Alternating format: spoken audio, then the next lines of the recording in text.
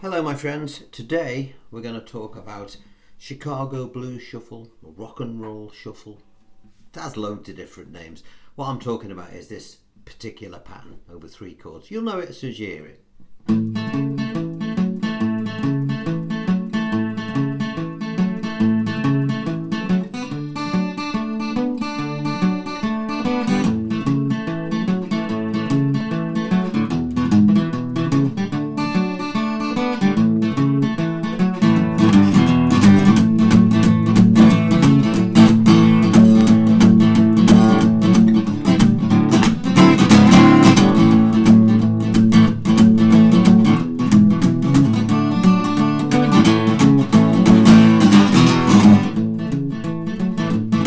That sort of rhythm.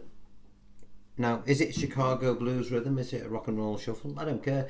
These things change names all the time. One thing I can be certain of is it's pretty easy to play, as I'm going to demonstrate now. Right, before we go any further, download your idiot-proof paperwork, which you'll see by clicking the blue link below. A couple of sheets, everything on here. You can't cock it up. It's, it is idiot-proof. I do these things for me, by the way. All right, so I don't forget them. So this is one that you really should do. It's only 3 chords, dead easy chords, but it sounds really impressive. Actually sounds like you're playing 2 guitars, because you're playing like a bass line and the rhythm part at the same time, which we'll get into. So this is where your fingers are going to go clearly, and the rhythm, etc., is broken down here. Little arrows indicate which way I want your pluck to go, and the numbers here indicate what strings I want you to strike. So let's crack on. It's a nice easy one, this, and honestly it really is impressive, and you can add bits to it. You can bolt things on as you go along once you've got the main pattern. Alright, so let's look at the chords that we're going to play. Right, we're going to play the chord A to start with. 3 chords, A, D and E. We're going to play the A. Ordinarily you'd probably play it like that, would you not? Well, we're going to play it with 1 finger. We're going to abbreviate the shape from a 3-finger chord to 1 finger here, making sure we don't strike the first string. Alright, why are we doing that? That's because we need fingers to do other stuff with. What's the pleck going to do? Now, if you don't like using a pleck, you can use your thumb and 1 finger, as I'll demonstrate now. Watch this. So, it works both ways, so it's really good for picking and pleck. Sorry, I've been eating nuts. Let's start with my thumb and first finger, shall we? Let's start with the fingers. 1 finger across the 4th string, 2nd fret to make our A. You'll look down at below that shape, you'll see a 5 with an arrow indicating downwards. So if you were going to use your thumb, clearly it would go down, obviously. And then you've got a 3 with a U underneath it, meaning up. So your finger will come up, alright? So on that first shape, we do this. Done. Look at the next shape, you'll see 5 and 3 again, only this time there's a 3rd finger added to the 5th string at the 4th fret. So we'll put that on and we'll do the same thing. Put the 2 together, we've got this. 5, 3, 5, 3. Next shape, we're still on the chord A, with this finger off, but this time it says 4, 3. Thumb, finger again. Thumb being down, finger being up. And then finally, we'll see that that 3rd finger has gone on the 4th string this time, again at the 4th fret, and we're going to come down on the 4 and up on the 3. Now on that last 3, I always bring this finger off, ready to start again. So in a nutshell, if we just look at this right hand, we're going to forget about this hand for a minute. In fact, I won't even play it. On this hand, we're going to go 5, 3, 5, 3, and then 4, 3, 4, 3, 5, 3, 5, 3, 4, 3, 4, 3. If I was using a pleck, it'd be exactly the same. 5, 3, 5, 3, 4, 3, 4, 3. So the first 5, 3, if you want to try and do it by memory, is without a finger, just your A. This is held down all the time. 5, 3. Second 5, 3, we add the finger to the 5th string, 4th fret. Then we're on to the 4, 3, no finger on, only this one. And then finally, and I always bring that off on the upstroke, ready to start again. Say you want a revolution, well, how many songs have got that riff in? Millions. So once you've learned this, there's hundreds of songs you can play. So okay, that was Revolution, of course, by the Beatles. So let's do that again. Now each time you do a cycle of that, it's one bar. What do I mean by that? 1 and 2 and 3 and 4 and 1 and 2 and 3 and 4 and. So 1 and 2 and 3 and 4 and is one bar. So if you look at your paper, on our A, we've done one bar of A. Okay, so we know what A is. Go on to sheet 2, you'll see exactly the same thing. This time we're playing the chord D. And you look down below, and it's very similar, but this time everything has gone from 5 and 3, which it was on the A, to a 4 and 2 on the D. And our little finger is going to be bouncing on and off the 4th string and the 3rd string. Okay, but the D will remain there. What are we going to play? I'll use my finger and thumb again, or thumb and finger. We're going to play 4 and then a 2. Then 4 and 2 again, only this time with the little finger added to the 4th string at the 4th fret. 3rd shape, you've got the D again, but this time without the finger, coming down from the 3rd string and then up on the 2. Little finger on the 3rd string at the 4th fret. And again, when I come up for that last 2, bring this finger off. So the D is.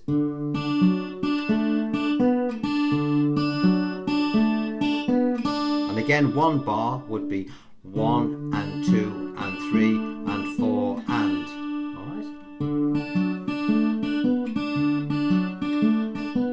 Time you get to 4, that's another bar. So now if I did it with a plec, exactly the same thing. See the way I cling onto other strings to keep my hand steady so I don't flop it all over the place.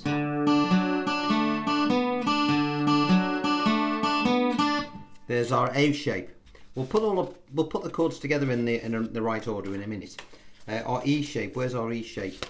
There's an E somewhere. Where's the E gone? There it is. It's still hidden away over here. Bear with me, folks. Bear with me. Now, the E shape, again, dead simple. You played A like that, didn't you, with one finger? Okay. The E, you use the same finger, only instead of it being across 4, 3, 2, and 1, you're going to just bring it up. So it's across the 5, 4, 3. Don't forget, we're only playing particular strings, so we don't have to worry about the rest of the chord. We're abbreviating the chord because we're only playing particular strings with this plec or fingers, as the case may be. Back to fingers again. We're on E. This time everything has come up, as in towards the ceiling. Thumb's going to come down on the 6th string, and the finger's going to come up to start with on the 4th. So 6, 4. 3rd finger on the bass string at the 4th fret. 6, 4 again. 5, 4 with the 3rd finger off. And then 5, 4 with the finger on, and then bring it off as you come up for the last one. Sounds like this. 1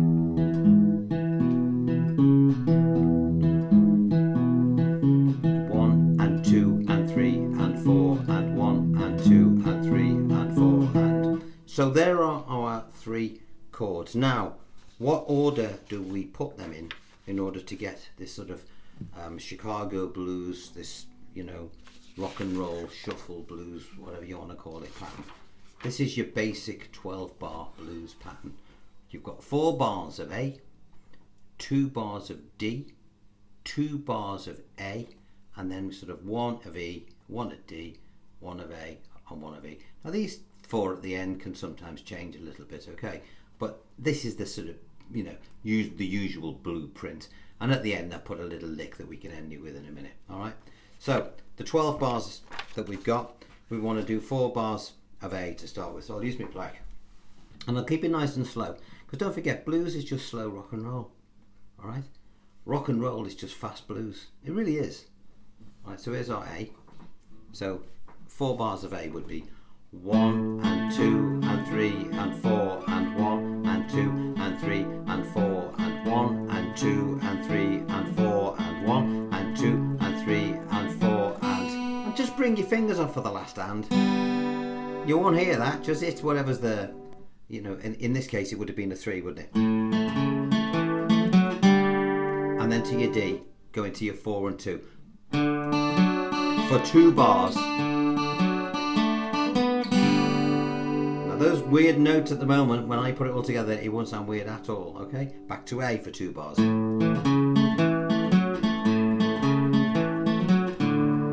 To E for 1 bar. To D for 1 bar. To A for 1 bar. To E for 1 bar. Now I can hear what you're thinking. You're thinking, that sounds really weird, that, when he's coming off. But if I play it with a bit of pace.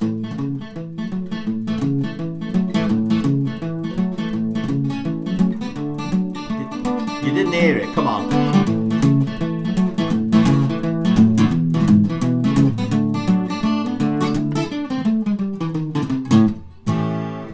Now you didn't hear those things when I came off, did you? Now every guitar player does it without even knowing. You can't get from A to B without moving, and you can't stop playing, so you just tend to hit open strings without knowing. It's just the nature of the beast, okay? In classical guitar, open strings are written into the music, so you can be playing an open string whilst moving your hand. When you're strumming along like this, you've got no choice but to bring your fingers off. You either do that or you stop and everyone goes like this and realizes that the rhythm has stopped. Let's look at that little lick at the end, shall we? It's a nice little bluesy lick to end. I always use a pluck for this. You don't have to do the lick, but I'll show you anyway. You're going to come up on the 2 and the 1 at the 5th fret, then 3rd string 7 to 5 with a down and an up, then the 4th string playing a 7 6 5, same on the 5th string, up on the bass string at the 8th, down on the 5th, and then an A7th to finish. What's that? All the way across.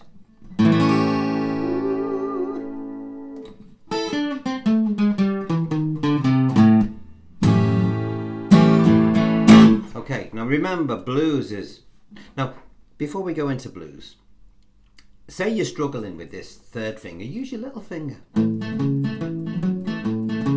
Doesn't matter. Or if you're struggling with that, get a capo. You know, put it on at the 3rd fret. Who cares? You know, that's what these are for. Put it on at the 3rd fret. Why the 3rd fret? Well, I don't care. Whatever you find comfortable. I play live. I'll do this particular riff with a capo on.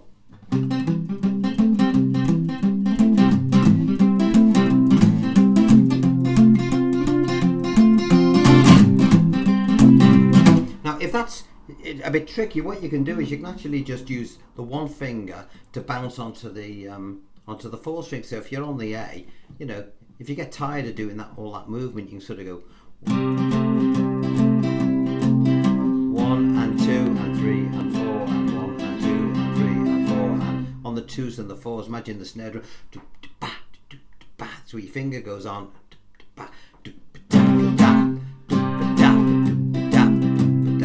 Excuse me. On the D, your little finger would go onto the 3rd string at the 4th fret.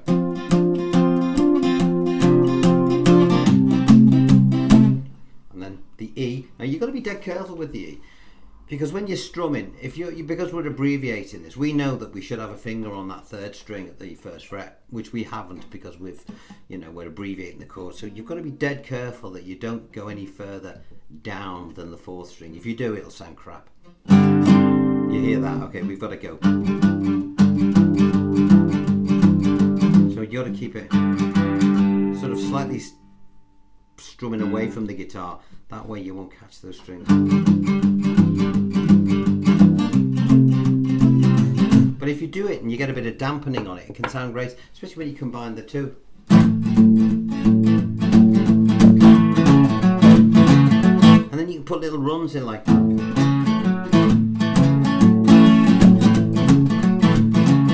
some lines.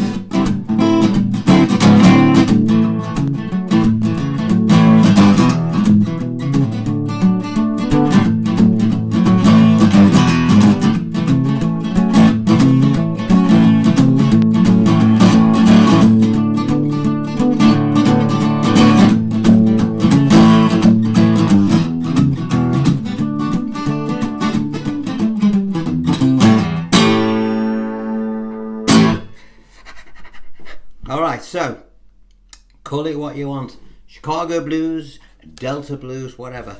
Give it a go. It's great fun, and it's one of those songs. It's it's your building block to hundreds and hundreds of songs. Whether it's Mark Bolan, because he used that all the time. The Beatles used it all the time. Everyone, Elvis Presley, all shook up.